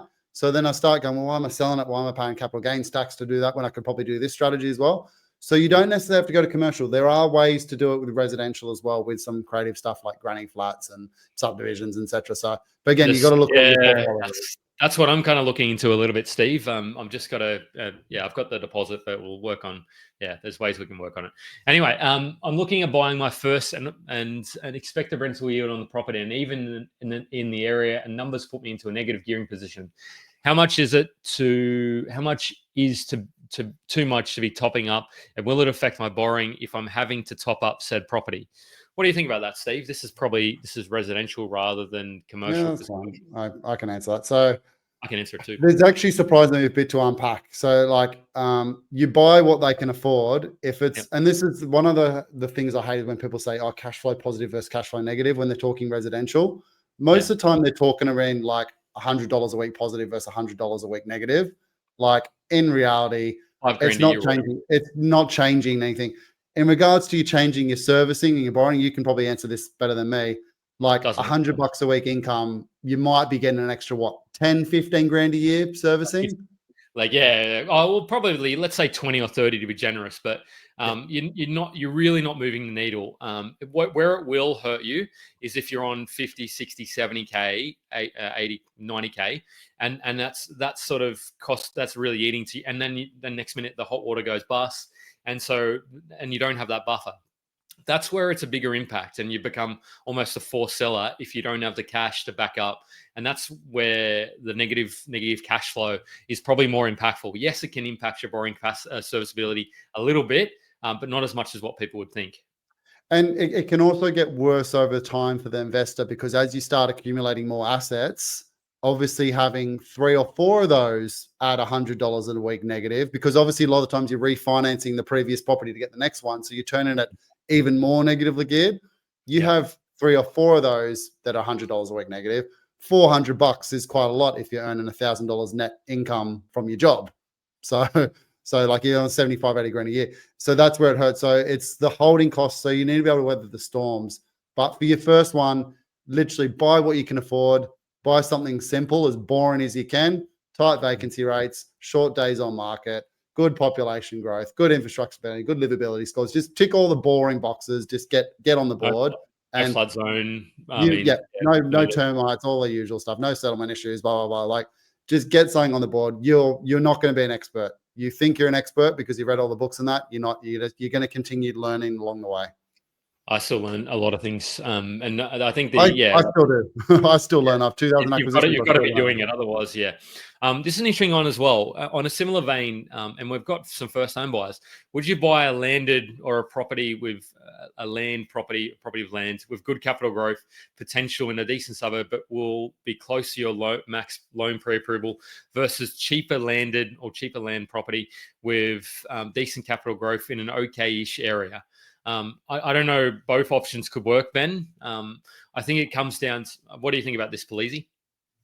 Landed property. Can you pull it back on the screen? Yeah, I don't know what land. I'm just assuming like a land, decent land. Okay, so he's saying he's doing the, I'm going to say the blue chip strategy. It buys something that's going to grow lots versus something that's cheaper that might not grow as much. There's no method that's madness. Like a lower priced property can still actually outgrow a high priced one. So it's kind of getting that balance right. Then it's also working out whether it's worth, if it's a good budget, let's say it's 1.4 mil, is it better to buy 2 700K assets that are going to have a better yield and a better, like you mentioned before, easier to hold, but then you also need a buffer for the 2 hot water systems, the 2 air conditioning units and all that there. But as we've seen, like there's more stability and confidence sometimes in the higher priced properties, but it doesn't actually mean more capital growth. And I can even pull up the stats. I think I've got the Propertyology one. I pinch a lot of Simon Presley's stuff. He's got some good stats. He'll show like the best performing 50 capital cities or capital towns of Australia, and the capitals aren't they're not the lead runners. So like, there's more to it than that. But again, that's buddy strategy, working out max budget is what you want to spend. And the way the thing I sort of will throw into that I didn't consider when I was building a portfolio is, what does your income trajectory likely look like? And nobody ever really knows this, but you probably, for the next 6 to 12 months, you probably got some idea whether you're going to go or whether you can increase your income or whether it's going to stay the same. Because if your income stays the same, capping yourself out, if you want to then go aggressively, because leaving a little bit of serviceability in the tank means that you can, if you see good capital growth, you can then sort of pull some equity out to then, whether it be go in trust or whatever it is, you've got the opportunity to do that. Whereas if you're borrowing serviceability is $1 million and you're buying for 950, you're then sort of not leaving a lot of wriggle room if interest rates go up and then serviceability goes down. So I would like to leave a little bit of buffer in there, but it comes down to what you think. And some people say just go and buy the best property based on your max budget kind of situation. Not as Steve said, but I'd say this. I'm going to give you a plug here. This is why you need to talk to mortgage brokers that are investors themselves that understand it, because most mortgage brokers would just, to be honest, they want to get you the biggest loan possible because that's how they get paid commission. I'm not bad mouthing. Like everyone's couldn't care less, to be honest. I'd rather create more work myself. You know, I love more work, Steve. I just love it. But it's more work, but it's more profit for you in the long run, because if you get it right and they end up buying 5 properties over 5 years, and people say this to me as a commercial buyer's agent, they'll always come to me and be like, oh, you're just going to buy me anything just to get a commission. I'm like, I could do that, but I'm not getting you back for number 2, number 3. At the moment, more than 40% of our active search list is repeat clients. So I make more by doing a better job. So yes, I could do a churn and burn strategy and make a quick buck now. But if I can get you in a really good asset where you come back and you buy another one in a year and a half, it's rinse and repeat. I'm actually going to make 10 times out of you. Yeah, I just want to see people kick goals as well but anyway, yeah, maybe that's not that's I'll spend an extra time. But Steve, we're kind of getting. I want to know what the next steps are, but there's this one from he always I spoke to Bradford at Ricky's meetup, and he's probably one of the I loved his he loves the devil's advocate. So he's saying if someone put all the eggs in one basket and putting most of one's equity wealth, whether it's with or without a mortgage, into a property like this. And I think he's probably talking about your deal in Logan, the shopping center, or something. Is insurance expensive with a commercial like this? Would it be enough to cover the income and rebuild to keep you out of hot water, obviously? So what does that look like? Like devil's advocate, if everything really went to shit and the shopping center whole thing, what would that look like, Steve? Do you know what that looks like? But I've got insurances for all of that. And I'm not sure if he knows this. My partner is actually an insurance broker. Lisa. So we've got lockers of income, we've got the rebuild, so we've got all that. So it's not something I want to happen, but in reality, I'm going to give if the whole thing burnt down, which rarely happens. How often do you see a whole shopping center get lit up? It's normally like one shop, so it's normally damaged. Theoretically, the best thing that could actually happen was it completely got burnt down, and I'd build another whole brand new asset on there. Not with my money, and it'd be worth 5 mil because it's a brand new asset getting way more depreciation. In reality, it's normally a headache where, like, I don't know, the fish and chip shop deep fat fire goes up and it burns half the wall down there. Then the tenant can't operate there, and then there's certain second in the shop after. But I've got loss of income insurance for that as well. So getting your insurance in place. But to answer his question, no, I'm not doing it all in one basket because the next one's going to be a different asset in a different location. You still got theoretically, I could have bought, instead of buying 2, 3 to 4 mil assets, I could have bought 4 2 mil assets or 7 1 mil. You know what I mean? Like I could have done that, and they're all got a pro and a con with that. And you alluded to the question before about whether is it better buy like a big 3 mil single tenant warehouse versus the shopping center. They've each got a pro and a con. But yes, it's actually a good point. I wouldn't just buy this and stop and be like, well, job done. Even though I would put money on, there's a 99.99999% chance I'm going to be okay with that asset. Touch wood. Yeah. Like the things that will get me, I'll be honest, interest rates unprotected because I've done the big deposit. So that's where the 50% LVR came from, because if they go past 13.5%, I'm not the one in trouble. The whole world's in trouble. Like Australia is collapsing.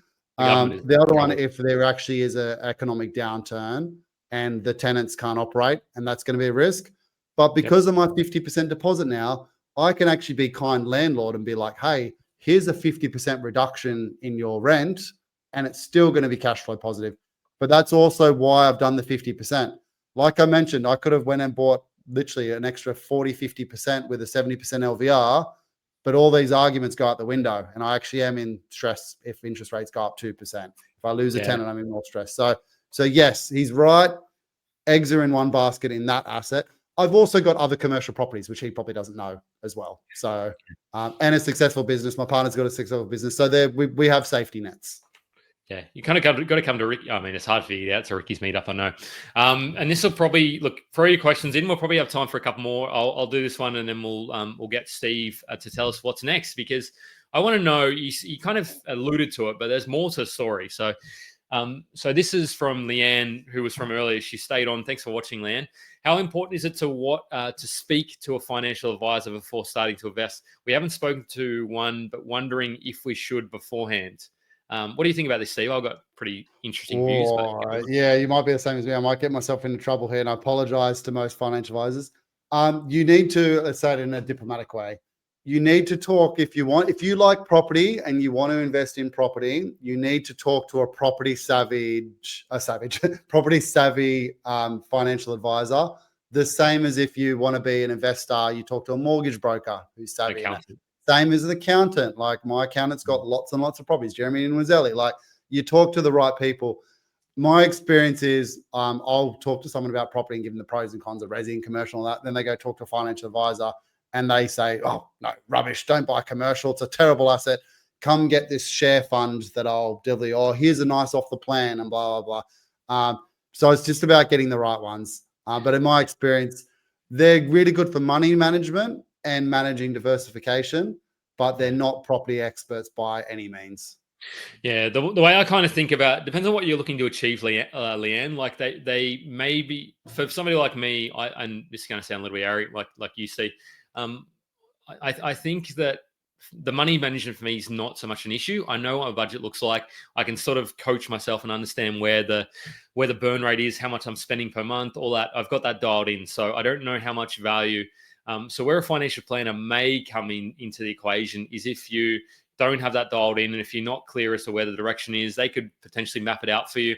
But just know that they'll probably have a managed fund or they'll have something there to sell you, and that's fine. You just have to go in with your eyes wide open, sort of expecting that it may come where they understandings. Yeah, so it depends on what you're looking to achieve, Leanne. I think broker accountant gets the job done, at least if property is a focus, and then maybe down the track, once you go further into the journey, you can, if you don't sort of map out the plan yourself, maybe the financial planner comes in, and maybe things like SMSF, if that comes into the equation, that's where they could really sort of earn their keep, kind of thing. That's the way I think about it. They've got their value. Like you said, money management is probably a big one. If you don't have a control of your assets and you have no idea about it, they're probably good to talk to there. Same thing for self-managed super funds. Life insurance as well. They'll probably try to sell you life insurance, which is really important for some people. Like, I've now got life insurance. I spoke to a financial advisor and got life insurance because I have all these balls in the air. I was like, oh, cool. If I pass away tomorrow, my partner's not going to take over my business. I'm the face of the business. There's a loss there that's going to come with that. So I've got that way.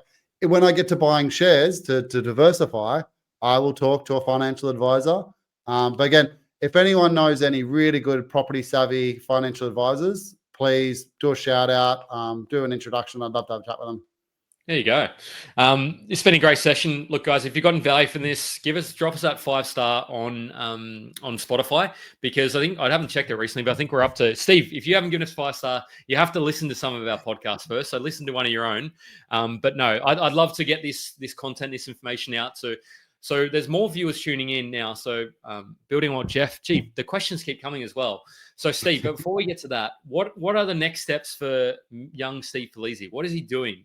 And you're buying some more commercial, you may be buying a PPR. What's happening there? Yeah. So got a 2-year-old, got another one due in Feb. There's kind of like we're going to keep doing our 3-4 months travel a year, but we're going to break it up probably into shorter ones. Yep. We're probably going to be staying put for the next probably 5 years, and then some big longer term adventures that are going to come. Like I mentioned, the big ski seasons, and where I'll probably push work to the side a little bit. I'm not going to be doing like 48 works a year, 5 days a week. We'll do some big adventures.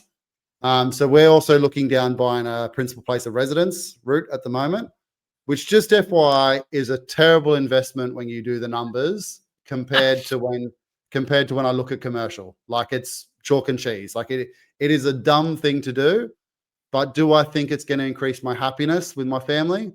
Yes. So we're looking at that. Full disclosure, again, I don't want to sound arrogant, but like, I run a profitable business. So I've got income that can actually support that. I wouldn't be doing that if I was just a corporate worker on $80,000, $100,000 a year. I'd definitely do the rent vesting thing for the rest of my life. But because I'm making decent money there, and I'm going to buy another commercial with the sale of the residential properties, and that's going to effectively, in the next 5 years, give me a really good passive income, I've got to spend my money on something. And we probably should have mentioned this on the podcast, and we can now, is we were talking about off air, like, when's enough? Like, I could keep going, but it is literally collecting toys. It's just like doing it for the sake of doing it. Whereas I get like, it warms the cockles, like when I look at houses now, being like picturing my kids growing up there, swimming in the swimming pool, doing all that. So we're going that direction as well. Yeah, you must be built from different cloth, Steve. Because to me, I was just thinking, man, how do I turn this into something where it's giving me some income?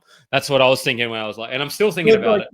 But no offense, like, I'm probably just 1 or 2 steps ahead of you in the journey. So like you'll probably get to my one and be like, cool. Don't get me wrong, Steve. If I buy a $3 million PPOR, and I know maybe a little bit more than that, I'll be thinking, mate, how can we go away for 4 months, and when can I Airbnb that? What is the optimum time? I'll still be, and maybe I'm a little bit like Joe in that way. It's like, how do I sort of optimize this situation? That's just, I think that's who I am and what makes me who I am. So I don't think it's, mate, you could give me 100 million tomorrow, and I'll be like, oh shit, okay, how do I optimize that? Give me and it's probably the choices thing. But to Rebecca, thanks for jumping on, Rebecca, and I love the chats that you bring to the table. Building on Jeff with 2 Fs apparently. Don't know who this, maybe Jeff Palise's brother's on. I think a lot of people are stuck on what is our goal when it comes to purchase. Who should people go to for clarifying that? I don't know, Steve. I don't think there is anybody that can tell you that. Like it has to come from within. I know it sounds. Yeah. I don't know. Your partner and friends are probably the obvious one. There's probably some cool workbooks and stuff, but I'll tell you what me and my partner did. This is probably way too much private information. We sat down on the couch with a scrapbook, and we literally got silly with it. On each page, we wrote things like, what would be a dream career? And you go like stream of consciousness with it. So you're like, I was writing stuff like being a vet and stuff like that. It was my childhood dream to be a vet. And then that kind of flowed onto, maybe I could own like an animal sanctuary or a pound, and I could use my commercial property to do that, where I buy the warehouse and I run that. And then the next one was just like, what things do you like and make you smile? And I'd write stuff like traveling, seeing my daughter, patting my dog, patting other people's dog. And like literally, and I've actually might make a video of this, and we'll go through. We had about 7 of those pages, and then we did some hypothetical lives of like, what would it be like to live in Southeast Asia? What would it be like to live in the Maldives? What would it be like to base ourselves in the UK, Australia? What would it be like living in Sydney versus up the coast somewhere? What would it be like if we bought 200 acres in Tasmania and tried to grow apples and blah, blah, blah? Like we went actual silly with it. And we actually found the common thread was obviously travel, people, and animals. Well, for me anyway. So cool. I know that's probably my direction there. It's going to change over time. Like I said, I didn't have kids 2 years ago. Like that's a new thing that I didn't think I'd feel. But yeah, there's no answer. Jeff, what do you think? Like listen to some podcasts. There's some good podcasts about purpose, which I'd probably maybe jump on those. Which ones are they? I don't know. It's always the ones I get like when it's on like someone who's on like Alex Hormozy or Diary of a CEO or I'll find them up and we'll put them in the chat. Put him in the group, like do a post and just say that Jeff said it's okay to talk about. Yeah, Joe will be, I mean, he's indisposed so we can post not whatever he's indisposed. Well, no, I shouldn't say, but no. In terms of, I need to do more of that myself because I think it's really hard. Like it sort of evolves. Like 5 years ago, if you'd asked me what that would look like, I would probably given a very different answer. So it's money coach, investing experience. I think they can. Sorry, go.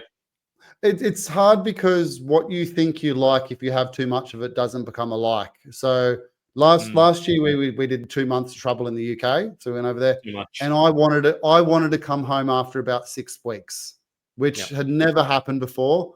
Prior to kids, I was just like, yeah, let's keep going. I did 2.5 years gallivanting around Europe while working my business, but now because I like the comforts of like the routine with my daughter, I was like, nah, let's get back to the routine. So now we're going to break the trips up into maybe 1 month ones every few months. So that changes as well. But like you can write down, I love travel. I want to travel. You're not going to travel for the next 50 years, Jeff. Like that's thing. So you still need something. And then people go, well, what's my purpose with work? What work should I do? And I flip that a little bit and more go for, you don't necessarily work in something you enjoy and that's your purpose. You find joy in the thing that you're doing. Like nothing's exciting about property. It's some bricks and mortar and some roofs. There's nothing special about. But when you find the joy in it, it becomes exciting. Like I'm not changing like the world by buying properties and making people wealthier. I'm not changing the world or even adding to the world. To be honest, I'm probably part of the problem. I am probably making unaffordable properties for people to not buy a house to live in the future. But for the select few that I'm working with, I'm getting joy knowing that I'm making their life better. So like, you just got to find joy in what you're doing. Can I and there is an actual tactical question we'll go to, and then we'll finish off, because I enjoy these more freewheeling, and I think the audience is actually growing. So maybe it's just because they've had their cup of tea and they're about to head to bed and they're just doom scrolling and they just decided that, oh, this is interesting. Well, but no, Steve, I would say that to me, and maybe I'm just justifying to myself, is there is purpose in there's nothing exciting about getting a home loan. Like there's nothing all that interesting about the features and all that. But what gets me really excited is helping people to see that, okay, great, I can do that, spend the time with the kids or whatever it is. Yeah. That's what gets me kind of jazzed up about doing it. And maybe that's what does it for you as well, because and then that way, I think that there isn't some addition there to the world, because it's very easy to say everything's too hard, it's unaffordable. Insert social media, news.com, incendiary trigger article thing here. I'd say, well, if we're actually helping people to say, well, yes, it's not easy, but there are ways you can do it. Here's some of the ways you can do it. And then maybe that person can go out to their friends and family and say, hey, look, I'm actually doing this, and then inspire some other people. And then, yeah, maybe it's a little bit utopian from me, but is that utopian? No, but I know you quite well now. Like, we've been friends for a long time. You get joy in genuinely helping people. Like, that's where you get joy. And I do a little bit, but I'm going to go what I kind of get joy in. I still enjoy helping the mum and dad client, and then in a year's time being like, hey, look at your commercial. It's worth 30% more. And because it's a smaller spend, it might have been a 500K commercial that's now worth like 650, 700K in a year or two. That actually makes me happier than buying a 10 mil commercial for someone who it doesn't actually change their life. So I get joy in the personal side from the little one. I get more joy in the art of the game for the bigger ones, because they're more exciting deals and all that type of stuff. Yeah, so it's kind of, you get that. But then I'm also an engineer by heart. I love fixing our systems and processes internally in policing property. So I'm getting joy in this very boring, process-driven coding type thing on our CRM system. So again, it's the point to come back is just find the joy in each of the parts. And you can't say like, oh, I just love property. No, I'm loving working on the software. I'm loving helping the high net worth with the complicated deal. I love helping the mum and dad client make things. So you got to find the joy in each individual component.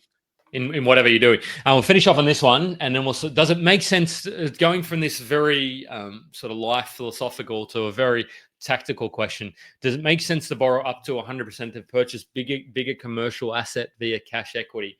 How do you think? And we've sort of talked about it a little bit, but do you want to clarify what your thoughts on that are? Does it depend, Steve? Yeah, if it gets you to your goal faster, it makes sense. But buying 100% commercial is not going to give you a passive income now. So simple numbers. Let's say interest rates were 6%. You got a 6% net yield in commercial. That's break even. Like at 100% LVR, it's breaking in. So you're not retiring off that. So there's going to be a longer wait period to actually be able to enjoy your passive income. But because you've got a bigger asset, you've bought a 30% larger asset compared to a 70% loan to value ratio, or 50% larger compared to a 50% LVR. In 10 years' time, if the properties and rents double, you're in twice as good a position. So you've got a better long-term horizon outcome, but nothing for the next 5 years type horizon. Like you're not retiring anytime soon. So it's just kind of balancing there. If you're young, still working, still enjoying work, 100% leverage up to the eyeballs, give life a bit of a crack. If you're getting to 55, 60 and there's more at stake here, we're getting it wrong, then no, let's be a bit more conservative about it. Yeah. So it kind of it comes down to your time frame, like your runway, like how quickly do you want to do it? And that'll be where your also just your general life, how stable your job is, how many kids you got, like what's your borrowing capacity elsewhere, like what you're trying to, like there's all these facets of it. You've got to be a little bit. I imagine if you've got a higher risk, you want to be high risk occupation, as in of being made redundant. You maybe want to be a little bit cautious there, unless you've got significant cash reserves. Because imagine your property going vacant, you losing your job, and then you've got this asset that's costing you, I don't know, let's just say 15 grand a month in interest, and you're like, crap, okay, there's nobody servicing that. There's no tenant servicing that income.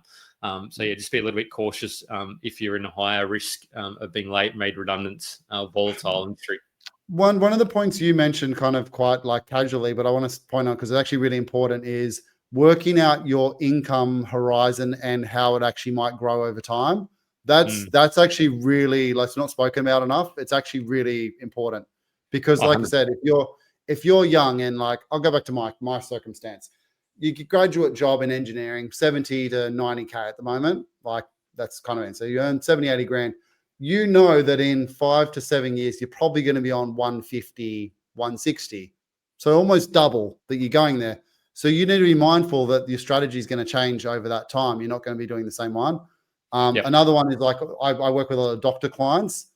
They're so hard to write a strategy for because their interns earning nothing. Then their registrars earning like 70, 80, 90 grand a year. Then they go into their specialty study for 5 years where they earn 150, 180 kind of income. Then they become a specialist and it can shoot up anywhere from 190 to $1 million plus income, all within like a 10-year period. So can you imagine trying to write them a property strategy of, yep, we're going to go out buy a 500K commercial property, even though in 7 years' time, like, this will mean nothing to you. We're going to be buying a $3 million asset. I like to usually think max kind of 5, like, let's say 3 to 5 years for most people, because who knows where life's going to take you. So, but 3 to 5 years, you've probably got some reasonable idea, and then life will throw a spanner at you for sure. Business owners are a really tough one as well. So anyone who owns their own business, because you have no idea if you're going to earn twice, it's going to halve, it's going to stay the same, and that's really unpredictable. Or if you can lose a bit of motivation, that's it. I mean, I don't know about you, but particularly if you're a solo operator, I sometimes think get really motivated and write 18 anyway. Steve, look, and D just said, great answer, appreciated. Have 15 years to go. D, come back to us in 5 years. I may still be floating around, and Steve will be floating around somewhere, maybe in the Maldives or something. Steve, this has been an amazing session. We've spoken about so many broad topics. You've unpacked things you've never spoken about before.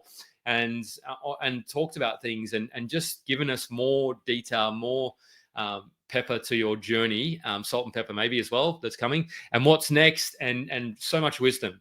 What's the best spot for people to reach out to you if they want more Steve in their lives? Tag me in Ozprop, Jeff.